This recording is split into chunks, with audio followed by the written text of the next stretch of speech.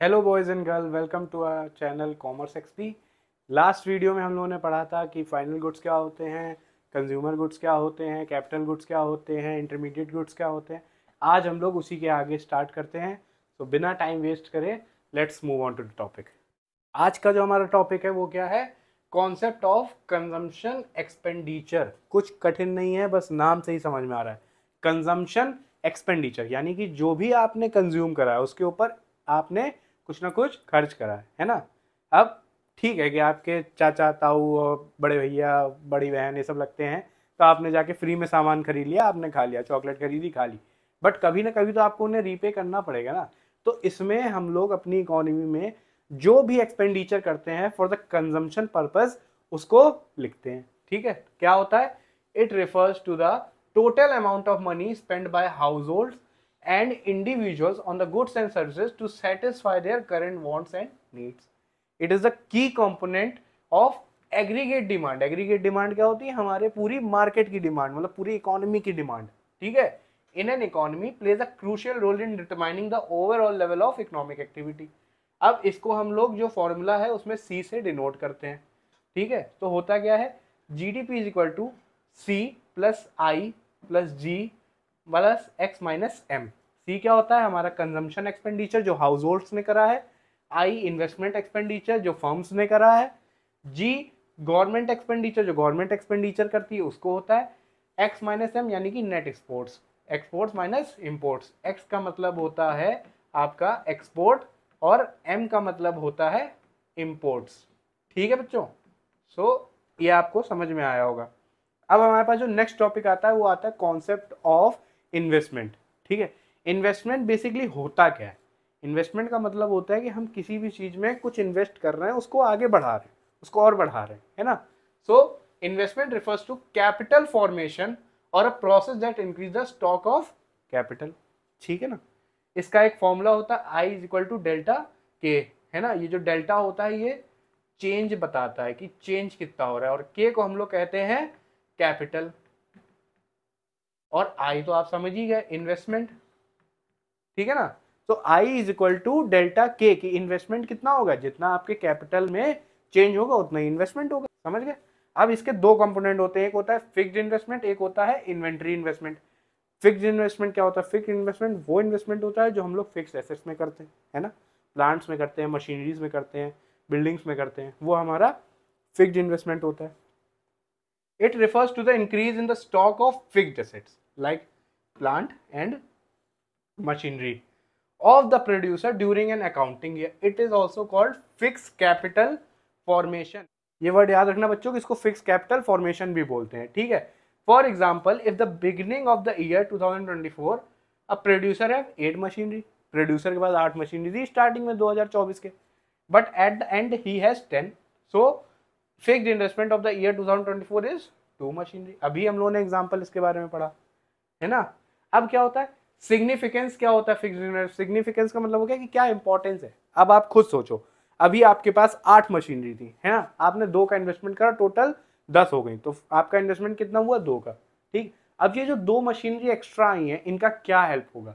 सबसे पहला हेल्प जो होगा वो होगा कि वो प्रोडक्शन कैपेसिटी बढ़ा देगा। 8 मशीनरी से आप सोचो कि आपने 10 बॉक्सेस बना लिए। फॉर एग्जाम्पल आप बड़े बड़े बॉक्सेस बनाते हो, आपने 10 बॉक्सेस बना लिए।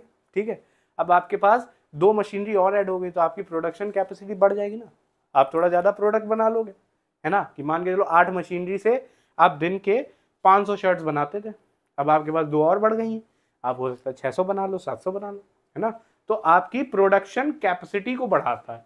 नेक्स्ट क्या करता है? अगर प्रोडक्शन कैपेसिटी बढ़ गई है तो हमारा जो लेवल ऑफ आउटपुट है यानी कि टोटल प्रोडक्शन बढ़ जाएगा इकोनॉमी में। टोटल प्रोडक्शन बढ़ जाएगा तो उससे क्या होगा? High rate of economic growth होगी, जिसको हम लोग जीडीपी ग्रोथ के बारे में भी जानते हैं। जीडीपी तो हमें पता है ना, ग्रॉस डोमेस्टिक प्रोडक्ट, वो कैसे बढ़ती है? जब इकोनॉमी में प्रोडक्शन होगा। अब अगर हमने और मशीनरीज लगाई और उससे हम लोगों की प्रोडक्शन कैपेसिटी बढ़ी, प्रोडक्शन बढ़ेगा, प्रोडक्शन बढ़ा तो जीडीपी भी बढ़ेगी, सिंपल। फिर आता है इन्वेंट्री इन्वेस्टमेंट। वहां हम लोगों ने फिक्स्ड एसेट की बात करी थी, यहाँ इन्वेंट्री इन्वेस्टमेंट हम लोग इन्वेंट्री की बात करेंगे। अब वो इन्वेंट्री क्या हो सकती है?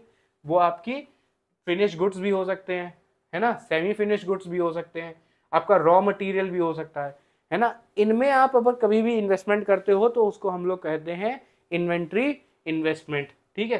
Change in inventory stock during the year is called inventory investment of the producers, है ना। आप ये कह सकते हो कि हमारे पास 3 लाख थे but at the end of the year हमारे पास 5 लाख हो गया वो, तो हमने क्या करा, अपनी इन्वेंट्री बढ़ाई, हमने स्टॉक बढ़ाया, है ना। फॉर प्रोडक्शन पर्पज अगर हम लोग बात करें तो अभी तक हमारे पास 10 रॉ मटेरियल के आइटम रखे थे, हमने 15 कर लिए, तो 5 से हमारा रॉ मटेरियल बढ़ गया, है ना। उसी को हम लोग कहते हैं इन्वेंट्री इन्वेस्टमेंट। अब इसका फॉर्मूला क्या होता है, change in inventory or stock of the accounting year. तो इसका फॉर्मूला हो गया inventory stock at the end of the accounting year और at the minus beginning of the accounting year, minus कर दो, है ना, कि एंड में हमारे पास इतना था, स्टार्टिंग में इतना था, तो हमें पता चल जाएगा हमने कितने का स्टॉक बढ़ा लिया। अब इसके भी कुछ सिग्निफिकेंस होते हैं, कुछ इंपॉर्टेंस होते हैं, जब उसके इंपॉर्टेंस है तो इसके भी होंगे। इंपॉर्टेंस क्या होते हैं, आपके पास अगर रॉ मटेरियल बढ़ गया तो क्या है, आपकी जो सप्लाई है वो अनइंटरप्टेड रहेगी। रॉ मटेरियल हमारे पास अगर बना रहेगा तो हमें रॉ मटेरियल से फिनिश गुड्स बनाने में कोई प्रॉब्लम नहीं, हमें बार बार रॉ मटेरियल उसको परचेज नहीं करना। सेकेंड पॉइंट कि इतना रॉ मटेरियल होगा कि आपको जो डे टू डे परचेज करने वो नहीं करने पड़ेंगे। आप हर 3 दिन में मार्केट जा रहे थे, आपको नहीं जाना पड़ेगा, आपने एक बार में स्टॉक करके रख लिया, ठीक। अब आती है बात, ग्रॉस इन्वेस्टमेंट क्या होता है और नेट इन्वेस्टमेंट क्या होता है।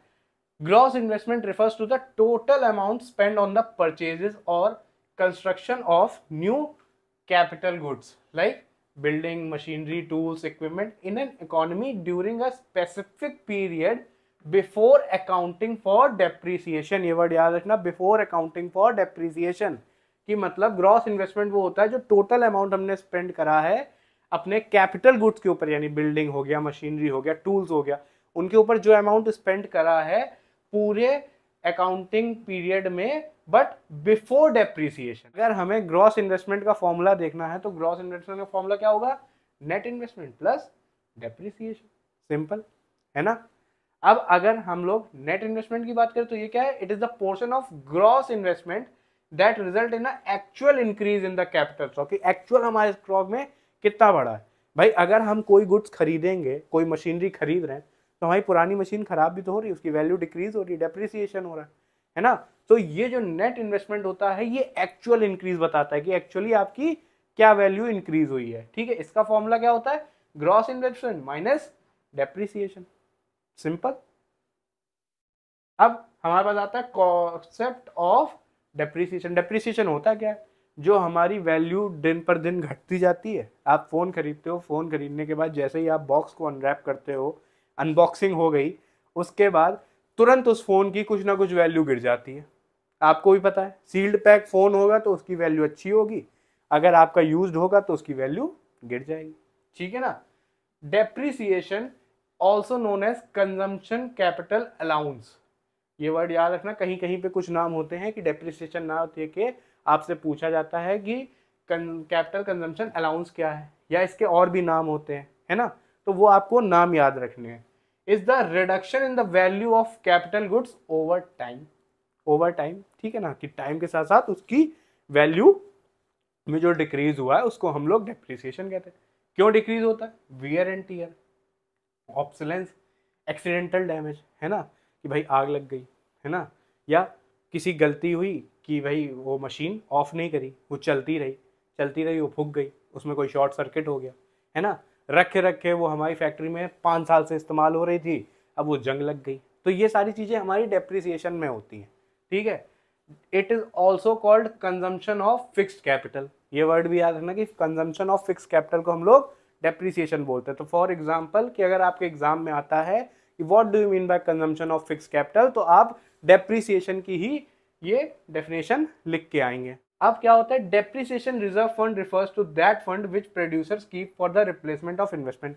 तो डेप्रिसिएशन रिजर्व फंड क्या होता है कि भाई हमारी उसकी वैल्यू घट रही है, हम हर महीने कुछ ना कुछ अमाउंट एक रिजर्व फंड बना दे, उसमें डालते रहे, है ना, कि जब उसकी वैल्यू अराउंड नील हो जाए, मतलब अराउंड नील तो नहीं होती है, स्क्रैप वैल्यू पे पहुंच जाए, तो हम अपने पास जो डेप्रिसिएशन रिजर्व फंड है उससे वो पैसा निकाल के नया मशीन परचेज कर ले, है ना, नई फैक्ट्री खोल ले या नई मशीन ले ले, या कोई भी जिस पे भी हमारा डेप्रिसिएशन लग रहा है वो अपना नया खरीद सकते हैं, ठीक। क्यों बनाया जाता है डेप्रिसिएशन रिजर्व फंड, सबसे पहली बात, हेल्प रिप्लेस ओल्ड एसेट। जब एक मशीन ओल्ड हो जाती है तो हमारे पास मनी होता है सेव, कि हम एक नई खरीद सकते हैं, है ना। फिर क्या है, बिजनेस रन स्मूथली, तो काम को रोकने की कोई ज़रूरत नहीं होती, है ना। कि आपकी मशीन खराब हुई, आपके पास पैसा था, आपने तुरंत अपनी दूसरी मशीनरी ले ली, काम आपका स्मूथली चलता जा रहा है। No sudden money problems. अब आपकी 20 लाख 30 लाख की मशीनरी थी, एकदम से खराब हो जाएगी, तो आपको पैसों का भी जो कहते नहीं कि जुगाड़ करना पड़ेगा, वो नहीं करना पड़ेगा, है ना। वो आपके पास डेप्रिसिएशन रिजर्व फंड में आप हर महीने उसमें कुछ ना कुछ अमाउंट डाल के अपना कलेक्ट कर रहे थे, ठीक है। अकाउंट्स वाले सर आपको बताएंगे नहीं, पर डेप्रिसिएशन रिजर्व फंड जो होता है वो हमारे अकाउंटिंग में बहुत हेल्प करता है। जो बड़े बड़े लोग होते हैं ना, जो टैक्स बचाते हैं, वो कहते हैं कि नहीं, हमने तो मशीनरी के डेप्रिसिएशन रिजर्व फंड में ये पैसा डाल दिया, प्रॉफिट वाला, ठीक है। अब एक्सपेक्टेड ऑब्सोलेंस और अनएक्सपेक्टेड ऑब्सोलेंस क्या होता है, इसके बारे में पढ़ते हैं। एक्सपेक्टेड ऑब्सोलेंस मतलब एक्सपेक्टेड है, ये हमें पता है पहले से। Happens when an asset become outdated as planned. Happens when an asset becomes outdated suddenly. Unexpected था, एकदम से हो गया, है ना, उसकी वैल्यू गिर गई है, कुछ भी हो सकता है। For example, a computer become slow after 5 years। Normal, आप एक कंप्यूटर 5 साल 6 साल चला रहे हो, अब वो स्लो हो गया। फोन है 3 साल 4 साल चलाया, अब वो स्लो हो जाता है ना। A new machine becomes outdated because of the new take next year. अब एक मशीन खरीदी थी आपने, 30 लाख की मशीन थी, अगले साल कुछ नई टेक्नोलॉजी आ गई तो वो आउटडेटेड हो गई, है ना। तो ये तो हमने एक्सपेक्ट ही नहीं करा था कि हमने आज मशीन खरीदी, 1 साल बाद हमारी नई टेक्नोलॉजी आ जाएगी कि वो आउटडेटेड हो जाएगी, ठीक है ना। ये क्या होता है, ये प्लान्ड होता है और एस्टिमेटेड होता है इन एडवांस। ये हमारा प्लान्ड होगा, ये हमारा नॉट प्लान्ड होता है, प्रेडिक्टेड होता है ना। कि हमने आज मशीन खरीदी, हो सकता है 1 साल बाद इसमें टेक्नोलॉजिकल चेंज आ जाए, हो सकता है 2 साल बाद आ जाए, है ना। तो हमें ये कोई पता नहीं है, प्लान नहीं है। तो ये प्लान्ड होता है, ये नॉट प्लान्ड होता है, ये खाली प्रिडिक्ट करा जाता है। अब आता है concept of stock and flow. ये कॉन्सेप्ट बहुत अच्छा है, प्यार से समझना। स्टॉक का और फ्लो का कॉन्सेप्ट क्या होता है। It is measured at the point of time, it is measured over a period of time. ये एक पॉइंट ऑफ टाइम पे बताया जाता है ना। फॉर एग्जाम्पल, अगर हम इसकी बात करें तो, कि आज जैसे हम लोग जो वीडियो रिकॉर्ड कर रहे हैं, आज ऑलमोस्ट 5 है, तो 5 तारीख को मेरे अकाउंट में कितने पैसे हैं, ये क्या हो गया, स्टॉक, है ना। अब अगर मैं बात करूं कि लास्ट ईयर 1 अप्रैल से लेकर 31 तक मेरे अकाउंट में ओवरऑल बैलेंस कितना था, तो ये हमारा फ्लो। जो एक पॉइंट ऑफ टाइम पे आपको बतानी है कोई चीज, वो आपका स्टॉक कॉन्सेप्ट होता है। जो over a period of time आपको बताना है, वो फ्लो कॉन्सेप्ट होता है। As simple, it is not time dimensional, it is time dimensional, है ना। एग्जाम्पल, कैपिटल या वेल्थ। एग्जाम्पल, इनकम या इन्वेस्टमेंट की as on 1 January at a moment, या पर मंथ, पर ईयर कि ये पर मंथ कितना था, पर ईयर कितना था। 1 जनवरी को कितना था, अकाउंट में बैलेंस की बात करें तो 1 जनवरी को आपको अकाउंट में कितना बैलेंस था, या अभी कितना है, ठीक है। या आपके पर मंथ अकाउंट में कितना ओवरऑल बैलेंस रहता है, या पर ईयर कितना रहता है, ठीक है। अब हमारे पास जो आता है वो अगला आता है सेक्टर्स ऑफ एन इकोनॉमी। तो हमारे पास अपनी इकोनॉमी में 4 सेक्टर होते हैं। कौन कौन से होते हैं, producer sector, external sector, government sector और हाउस होल्ड सेक्टर। ये 4 सेक्टर है, इनको हमें समझना है क्या होता है। हाउस होल्ड में हम लोग आते हैं जो कंज्यूमर होते हैं, प्रोड्यूसर्स में फर्म्स आती हैं, है ना, जो प्रोडक्शन करती हैं। एक्सटर्नल में एक्स माइनस एम कर लो, rest of the world, rest of the world. और गवर्नमेंट सेक्टर में हमारी गवर्नमेंट आती है। As simple. अब यही चीज इसमें बताई गई है कि हाउस होल्ड सेक्टर में क्या होता है, इट कंसिस्ट ऑफ इंडिविजुअल और families who are consumer in the economy. They play a vital role in demanding goods and services produced by fund. As an individual हम लोग क्या करते हैं, हम लोग गुड्स की डिमांड ही तो करते हैं, कह रहे ये वाला प्रोडक्ट लो, ये ब्रांड बनाओ, ये बनाओ, वो बनाओ, ये बनाओ, वो बनाओ, है ना। तो इससे क्या होता है, apart from consumption, household are the owners of factor of production like land, labour, capital and entrepreneurship. They supply these resources to the business sector in exchange of income. हम लोग क्या करते हैं, अपना लैंड, लेबर, एंटरप्रेन्योरशिप, ये सब business को provide करते हैं, उसके बदले में हमें इनकम मिलती है ना, लाइक वेजेस, रेंट, इंटरेस्ट या profit. Hence this sector is a both consumer of goods and services और सप्लायर ऑफ इनपुट। नेक्स्ट आता है हमारा फर्म्स या बिजनेस सेक्टर। तो ये क्या होते हैं, इसमें सारे बिजनेसेस आते हैं या प्रोडक्शन यूनिट आती हैं। ये गुड्स को प्रोड्यूस करती हैं और सर्विसेज को प्रोड्यूस करती हैं। ये क्या करती हैं, हायर करती है फैक्टर ऑफ प्रोडक्शन। यहाँ पे हम लोग फैक्टर ऑफ प्रोडक्शन दे रहे थे, है ना, ये उनका यूज कर रहे हैं, ठीक है। Provided by the household sector to carry out production process, ये प्रोडक्शन का काम करते हैं। बिजनेस का काम क्या होता है, कुछ ना कुछ प्रोड्यूस करना, है ना, या मैन्युफैक्चर करना। So they pay wages, rent, interest and profits. The goods and services produced by firms are then sold in the market and this generate revenue for them, है ना। भाई गुड्स बना लिया, अब रखेंगे तो नहीं, गुड्स बना के हम लोग मार्केट में बेचते हैं, उसको बेच के अपने पास, मेरे पास रेवेन्यू आता है, प्रॉफिट आता है। नेक्स्ट हमारा क्या होता है, गवर्नमेंट सेक्टर क्या है, the comprise of all level of government, central, state और लोकल, ठीक है। ये जो होता है ये सेवरल इंपॉर्टेंट फंक्शंस प्ले करता है। क्या, ये टैक्सेस कलेक्ट करता है, ये पब्लिक गुड्स पे स्पेंड करता है ना, रोड्स बनाते हैं, स्कूल्स बनाते हैं, हेल्थ केयर बनाते हैं, डिफेंस बनाते हैं, ये सब्सिडीज प्रोवाइड करते हैं और वेलफेयर बेनिफिट्स करते हैं। जैसे हमें पता है कि जो गवर्नमेंट है हमारी, वो बेसिकली क्या करती है, सोशल वेलफेयर का काम करती है। बिजनेस फर्म्स क्या करते हैं, प्रॉफिट मैक्सिमाइजेशन का काम। तो जब गवर्नमेंट सोशल वेलफेयर का काम करती है तो वो यही सारी चीजें करेगी, वो टैक्स कलेक्ट करेगी, तो उससे वो इंफ्रास्ट्रक्चर डेवलपमेंट करेगी और सब्सिडीज प्रोवाइड करती है। फॉरेन सेक्टर क्या होता है, it refers to the rest of the world, that is all foreign countries with which an economy engage in international trade. Export हो गया, इंपोर्ट हो गया। एक्सपोर्ट का मतलब क्या होता है, गुड्स बाहर भेजना, इंपोर्ट का मतलब बाहर से घर में मंगाना, है ना। हमने गुड्स बेचे यूएसए को तो एक्सपोर्ट, यूएसए से हमने मंगाए इंपोर्ट, ठीक है। Foreign investment and remittance and loans, एक और होता है अंट्रेपोर्ट। उसका मतलब ये होता है कि किसी को गुड्स चाहिए थे तो हमने दूसरी कंट्री से मंगा के अपनी कंट्री में पहले इंपोर्ट कराया, फिर उसको एक्सपोर्ट कर दिया। इस वीडियो को हम लोग यहीं पे एंड करते हैं, ठीक है। आई होप कि आपको 4 सेक्टर्स ऑफ द इकोनॉमी समझ में आ गए होंगे। इस वीडियो को लाइक करिए, शेयर करिए अपने दोस्तों के साथ जिनके बोर्ड्स हैं, तो आप भी अच्छा स्कोर करें और वो भी अच्छा स्कोर करें, ठीक है। सो मिलते हैं अपने नेक्स्ट वीडियो में। Thank you.